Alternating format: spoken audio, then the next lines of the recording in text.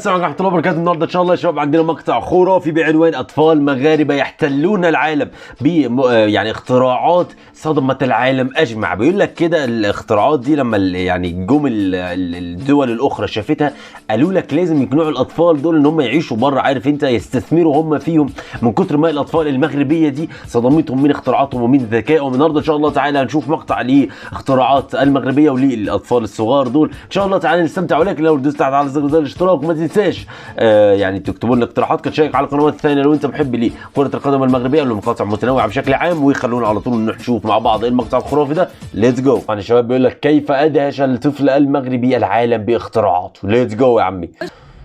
ايه هنستهبل يا اخي؟ الطفل ده عنده 6 7 سنوات عمل دي؟ ايه يا عمي؟ ليه يا عمي؟ ما شاء الله، ولكن ليش عملت ازاي يا اخي؟ الناس عندنا في الكليه ما عرفش يعملوها.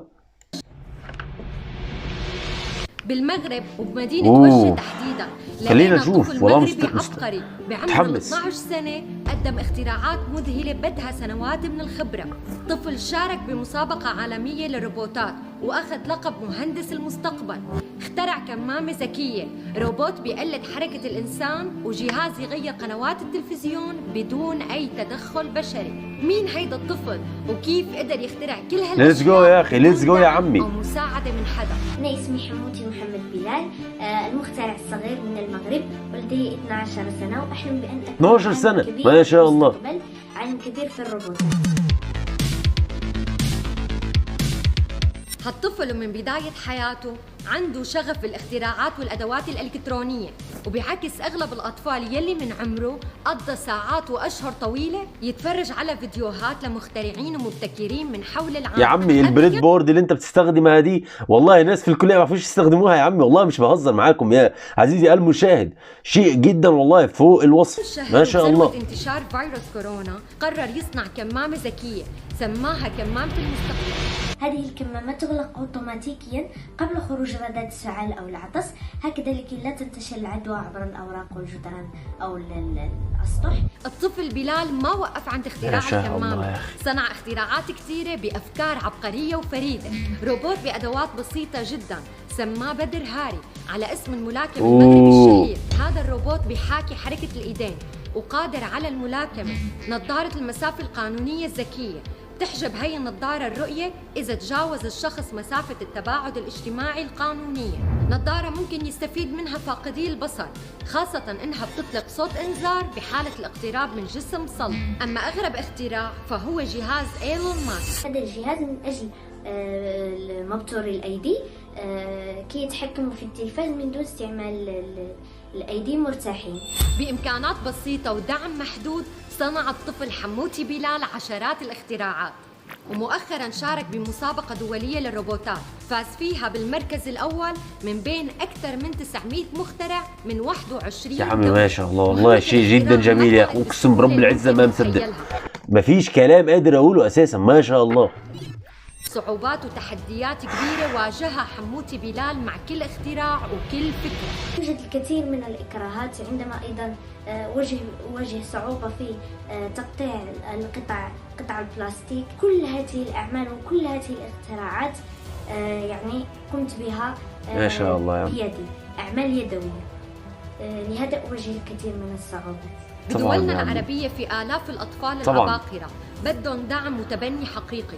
أغلبهم حيهاجروا بعد سنوات، حيبنوا بلاد تانية ويخلوا لنا بس الفخر عن بعض. هدول الأطفال لازم يندعموا لأنهم ثروة بلادنا الحقيقية وكنزنا اللي ما لازم يضيع. وهي كانت أخبار بتستاهل نشاركها. يا عمي شيء جميل والله. أوه. خلينا نشوف يا أخي على طول المقطعين دول مع بعض ونستمتع كده. طبعا ده بيقول لك أول طفل صنع طائرة يدوية رغم جميع الصعاب. كنقرا في ثاني إعدادي واحد في مدرسة مستقبل 2. المكان العيش هو عمود الحجاج، زنقة خنيش ألف 4. عايش مع الوالدة ديالي مع أمي لالا، حيث ماما شغل مع بابا. انا من خلقت حديث على ماما كمن داز شي عام ولا عامين لقيت راسي ان جدتي اللي كتربيني. هي المشاكل العائليه لابد من عائله عندها مشاكل، ولكن انا كنتجاهل هادشي وكنخليه ليا قدوه باش ندير شي حاجه زوينه في حياتي. جتني يا اخي برغم الاكسنت اللي جدا صعب، ولكني فخور اني فاهم الراجل بيقول ايه فعلا يعني. وشوف هنا الراجل حرفيا عنده شويه مشاكل، عنده صنعة صائبة بالرغم من الصعاب. خلينا نشوف مع بعض. اختيار الطيارات ملي لقيت راسي قريت جميع القواعد الاساسيه ديال الطيران ما بين الارض والجو، وقلت علاش ما نختارش الطياره. كان عندي بيسي وكان عندي تليفون، قلت علاش شيء جميل جدا انا يا اخي، بغيت ما شاء الله. الفيسبوك الميسنجر اللعب يوتيوب، قلت علاش ما نديرش حاجه تفيدني.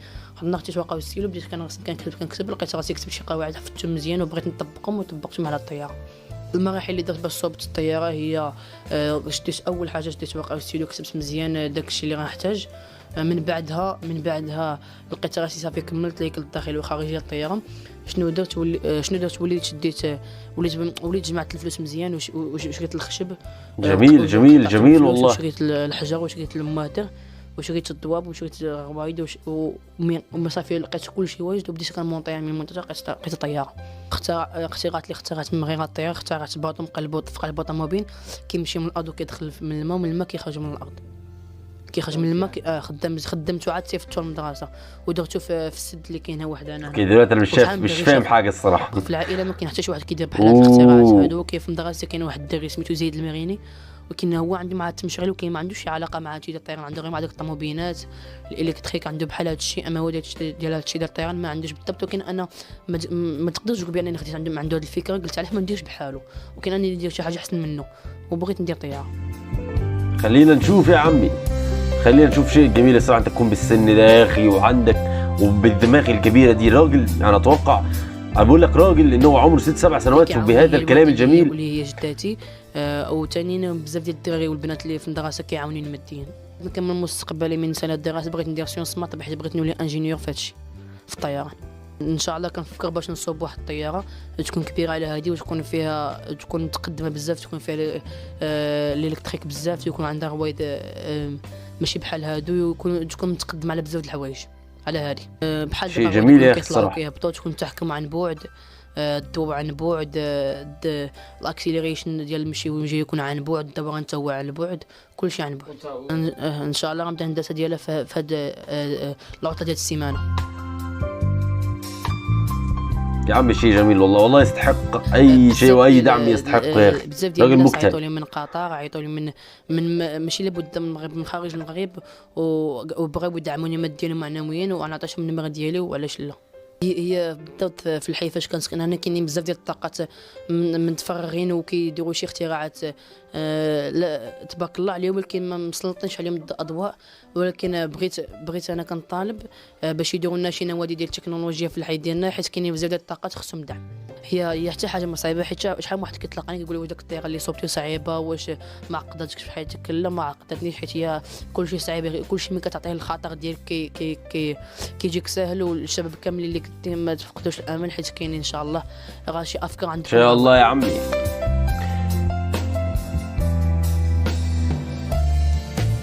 التحدي ديالي اللي عندي دابا الى حد انا بغيت ندير يا عمي شيء جميل الصراحه، زي ما قلت لكم ان انت تلاقي، شوف عندك ان انت تلاقي حد مجاهد زي ده، ولكن ان شاء الله يا عم تكون عالم كبير ورب الكعبه تستحقها. والله شيء جميل يا عم، معجزه، انا مش مصدق اللي انا بشوفه. اتمنى يا شباب بس تكونوا استمتعتوا، تكتبوا لي تحت رايكم اقتراحاتكم، وما تنسوش دايما وابدا يعني تدوس زر اللايك زر الاشتراك. وزي ما قلت لكم بصراحه شيء جميل ان انت تلاقي حد عنده شغف بشيء معين كده وبيسعى وراء. يعني يا ريت كل منا يكون عنده هذه الصفه، كل منا يربي ابنه او اخوه على هذه الصفه. يعني اتمنى تكونوا استمتعتوا، واشوفكم ان شاء الله على خير، مع السلامه.